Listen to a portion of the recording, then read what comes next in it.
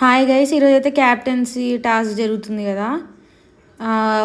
Like already గేమ్స్లో ఓడిపోయిన వాళ్ళు ఉన్నారు కదా, తనూజ, సుమన్ శెట్టి, ఇంకా భరణి, వీళ్ళందరూ కలిసి అండ్ సంజన కాదు, సంజనని రీతు తీసేసిన తర్వాత వచ్చింది. ముందైతే వీళ్ళు ముగ్గురు ఉన్నారనమాట. సో రీతుది మీరు ఆల్రెడీ ప్రోమోలో చూసారు, కానీ నేను డెమోని చెప్పాలనుకుంటున్నా. డెమోన్కి డ్యాగర్ ఇచ్చారు, ఇతను వచ్చి ఇమ్మాన్యువల్ తీశాడనమాట. సేమ్ సిల్లీ రీజన్స్ చెప్తున్నాడు ఎప్పుడెప్పుడు. ఇంకా అలా అయితే ఇతను చాలా తప్పులు ఉన్నాయి. డెమోన్ అయితే ఇంకా రెడ్ కార్డ్ వరకు వెళ్ళింది, బయటికి పంపించే వరకు. మళ్ళీ ఇప్పుడు కూడా పీక పట్టుకున్నాడు కళ్యాణ్ని.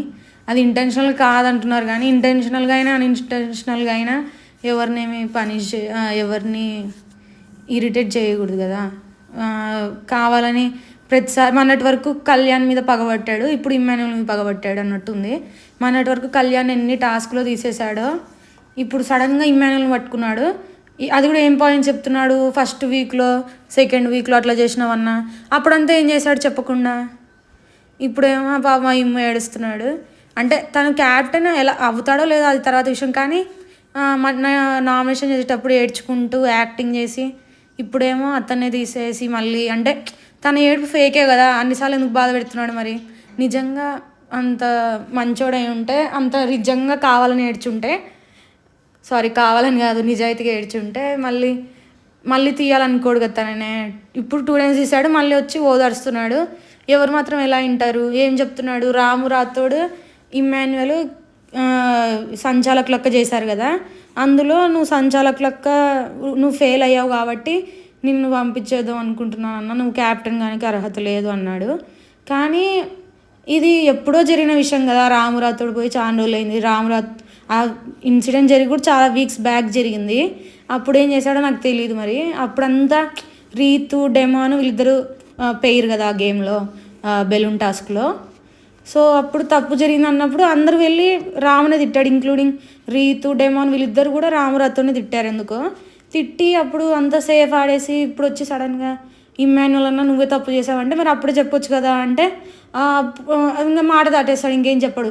దానికి ఆన్సర్ లేక ఏమంటాడు, అదొక పాయింటే కదన్నా ఇంకా ఉన్నాయని చెప్పి వేరే పాయింట్కి వెళ్ళిపోయాడు అనమాట. వేరే పాయింట్స్ కూడా తప్పే. అది కూడా ఏమంటున్నాడు, నువ్వు క్యాప్టెన్సీ బాగా చేయలేదు అంటున్నాడు.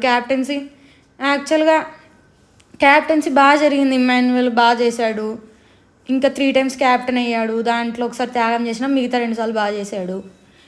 ఇంకా నాకు క్యాప్టెన్సీకి అప్పుడు క్లాప్స్ కూడా వచ్చాయి కదా అందరితో వీకెండ్లో అని చెప్పి అన్నాడు.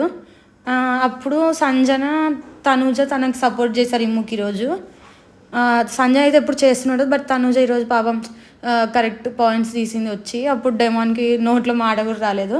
డెమాన్ ముందు నచ్చేవాడు, మొన్నటి వరకు నచ్చేవాడు, బట్ ఈ 2-3 weeks నుంచి తన బిహేవియర్ కానీ తను లోపల అన్ని ఇంటెన్షన్ పెట్టుకొని చేస్తున్నట్టే అనిపిస్తుంది ప్రతిదీ.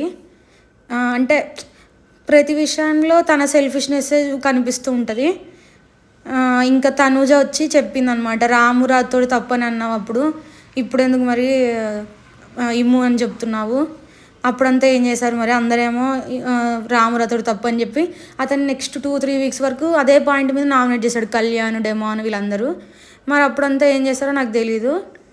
క్యాప్టెన్సీ టైంలో నువ్వైతే నిద్రపోయావని చెప్పి సంజన ఇమ్ము వీళ్ళందరూ చెప్పారు. అంటే క్యాప్టెన్సీగా నీకు అర్హత లేదు అని ఇమ్ముని అన్నప్పుడు, నీకు ఇంకా అసలే లేదు కదా, నువ్వు నీ క్యాప్టెన్సీ టైంలో నీ క్యాప్టెన్ టైంలోనే నువ్వు నిద్రపోయావు, ఇంకా నీకేం అర్హత ఉంది అని చెప్పి అన్నారనమాట.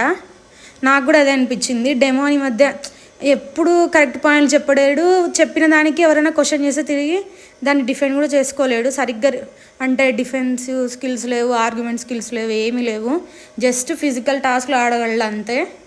బట్ ఇక్కడ ఫిజికల్ టాస్క్లు కాదు కదా, ఏ సీజన్లో అయినా కానీ ఫిజికల్ టాస్క్లు ఆడితేనే గెలిచినట్టు ఎక్కడలేదు. సోహెల్ బాడతాడు ఓడిపోయాడు, అఖిల్ బాడతాడు ఓడిపోయాడు, చాలామంది ఆడతారు. దేత్తడి హారిక బాడుతుంది, ఆమె ఓడిపోయింది. ప్రియాంక జైన్ బాడుతుంది. అక్కడ అంతా చూడరండి, క్యారెక్టర్ చూస్తారు. ఇతని క్యారెక్టర్ ఏమో అసలు కామ్గా ఉంటాడు, కానీ లోపలన్నీ చేసేవన్నీ ఇలాంటి పనులు చేస్తాడు. తిరిగి అడిగితే డిఫెన్స్ స్కిల్స్ లేవు, ఆర్గ్యుమెంట్ స్కిల్స్ లేవు. అంటే పట్టుకుంటే ఒకరినే పట్టుకుంటాడు అనమాట. ఇంకా మనంతా కళ్యాణ్ అని పగబట్టాడు కళ్యాణ్ మీద, ఇప్పుడేమో ఇమ్మాన్యువల్ మీద అనమాట.